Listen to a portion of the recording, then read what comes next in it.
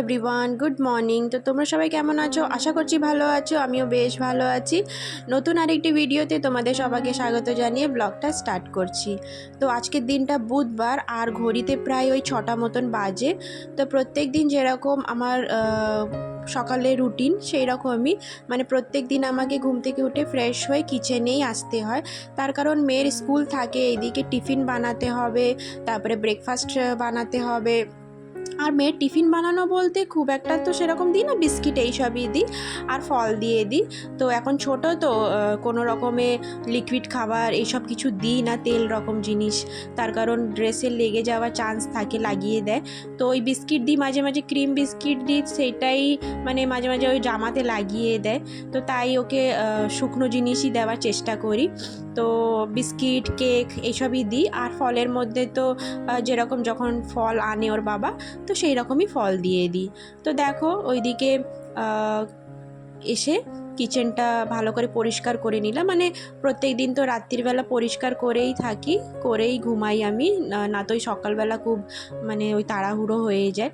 তো দেখো ওইদিকে কিচেনটা ভালো করে পরিষ্কার করে নিয়েছি আর চা বানিয়ে নিলাম। তো চাটা খেয়ে নিয়েছি। আর দেখো ওইদিকে মেয়েকে সব কিছু রেডি করিয়ে আর দেখো এখন ওকে স্কুল পাঠিয়ে দিচ্ছি। তো ওরা চলে যাওয়ার পরে তারপরে আমার সব বাকি কাজগুলো হবে। তো আজকে ব্রেকফাস্টটা আমি পরে বানাচ্ছি, মেয়েকে তো ওটস খাইয়ে পাঠিয়ে দিয়েছিলাম। তো ব্রেকফাস্টটা এই জন্যে পরে বানাচ্ছি, তার কারণ হাজব্যান্ড বলছিল যে খাবে না। ও প্রত্যেক দিনই না ওই খেতেই চায় না, তাও জোর করে খাইয়ে পাঠাই। তো বলছিল খাবে না, তাই আমি ভাবলাম যে ঠিক আছে ওরা চলে যাক, তারপরে আমি ব্রেকফাস্টটা বানিয়ে নেবো। তো এইদিকে বানাচ্ছি গলা রুটি। তো আজকে গলা রুটিটাই ব্রেকফাস্ট করব। আর একার জন্যে করছি, তো ওই 3টে মতন করব, একটা মাকে দিয়ে দেবো আর 2টো আমি খাবো। তো যাই হোক, এইদিকে ব্রেকফাস্টটা টুকটুক করে বানিয়ে নিচ্ছি। আর রুটি তো আটা মাখানো ছিল, ভাবছিলাম যে বানিয়ে নেবো রুটি, কিন্তু ওই না আর ইচ্ছা করছিল না যে আটা মানে মাখাও বেলো এইসব। আর এই যে গলা রুটি না গতকালকে আমি বানিয়েছিলাম, তো অল্প ফ্রিজে ছিল, তো সেইটাই মানে ওই 3টে মতন হওয়ার মতন ছিল। তো তাই এইখানে ফ্রিজ থেকে বের করে রেখেছিলাম আর বানিয়ে নিয়েছি। তো যাই হোক, ওইদিকে ব্রেকফাস্ট করে নিয়েছি। আর এখন না ওই আলমারিতে কিছু জামা প্যান্ট ভাঁজ করে রেখেছিলাম, সেইগুলোই জায়গার মতন রেখে দিচ্ছি। আর এদিকে পিল্লো কভার, বেড কভার এইসব আছে, সেইগুলোই ভালো করে গুছিয়ে নিচ্ছি। তো এগুলো গুছিয়ে নেওয়ার পরে ওইদিকে ঘরবাড়িগুলো আশেপাশে যে কাজ আছে সেইগুলোই করে নেওয়ার পরে ওইদিকে স্নান করতে যাব। তো দেখো এইদিকে আমি স্নান করে এসছি আর ঝমঝম করে বৃষ্টি এসেছিলো, মানে রোদ আছে কিন্তু আবার বৃষ্টি হচ্ছে, তাই ভাবলাম তোমাদের সাথে একটু শেয়ার করি। তো যাই হোক, এইদিকে দেখো চলে এসেছি আমি স্নান করে। তো এইদিকে পুজোটা দিয়ে দিয়েছি আর এখন রেডি হব, মেয়েকে স্কুল থেকে নিয়ে আসতে হবে। তো আজকে তো লাস্ট পরীক্ষা ওর, তো আজকেরই লাস্ট আমার যাওয়া, কালকে থেকে ওর বাবা নিয়ে আসবে। তো দেখো বন্ধুরা, এখানে আমি রেডি হয়ে নিয়েছি, মেয়েকে স্কুল থেকে নিয়ে আসতে হবে। তো প্রায় এখানে 11টা 10 হয়ে গেছে, মেয়ের 11টার সময় ছুটি হয়। তো খুব তাড়াহুড়ো করে মানে লেট হয়ে গেছে। তো যাই হোক, ওকে প্রথমে নিয়ে আসি স্কুল থেকে, আর কাল থেকে ওর বাবাই নিয়ে আসবে, আজকে লাস্ট এক্সাম। তো পরীক্ষার কদিন আমি নিয়ে আসছি, তো আজকে দিনটা নিয়ে আসবো, ফের কালকে থেকে ওর বাবা নিয়ে আসবে। তো চলো প্রথমে যাওয়া যাক, তারপরে তোমাদের সাথে পরে দেখা করছি। আর এসে রান্না করতে হবে, প্রত্যেক দিনের মতনই এসেই রান্না করব। তো চলো।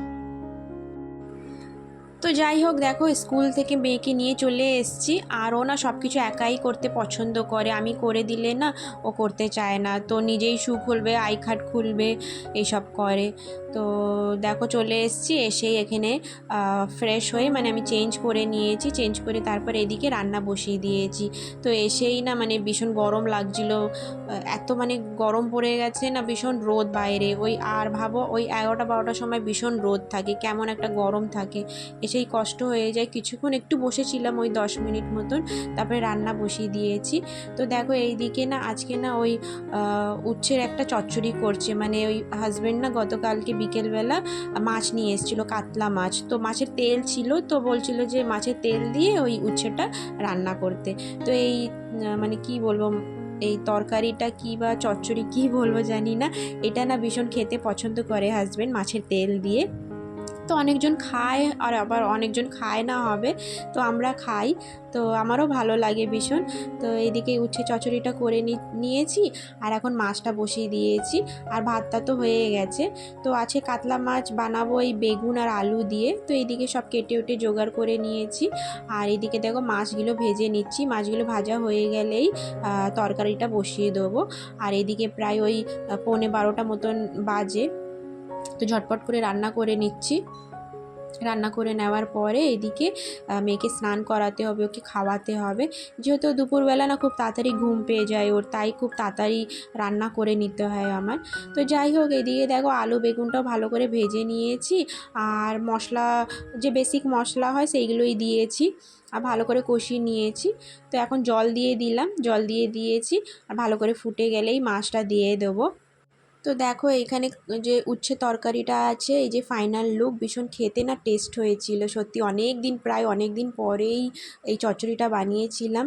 তো খুব একটা বানাই না, আর হাজব্যান্ড ওই মাছের তেল নিয়ে এসেছিলো, তাই বানানো হয়েছিল। তো যাই হোক, দেখো এইখানে মাছের ঝোলও আমার হয়ে গেছে, ফাইনাল লুক। আর মাছের ঝোলটাও না ভীষণ খেতে টেস্ট হয়েছিল। অনেক দিন পরে কাতলা মাছ হাজব্যান্ড নিয়ে এসছে।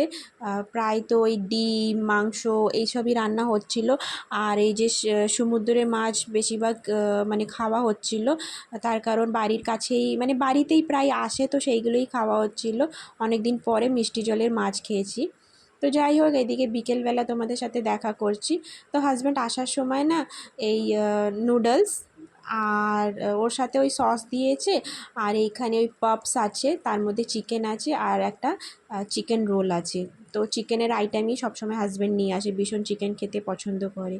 আর এদিকে না ওই বাজার দিয়ে দুধ কিনে নিয়ে এসেছিলো।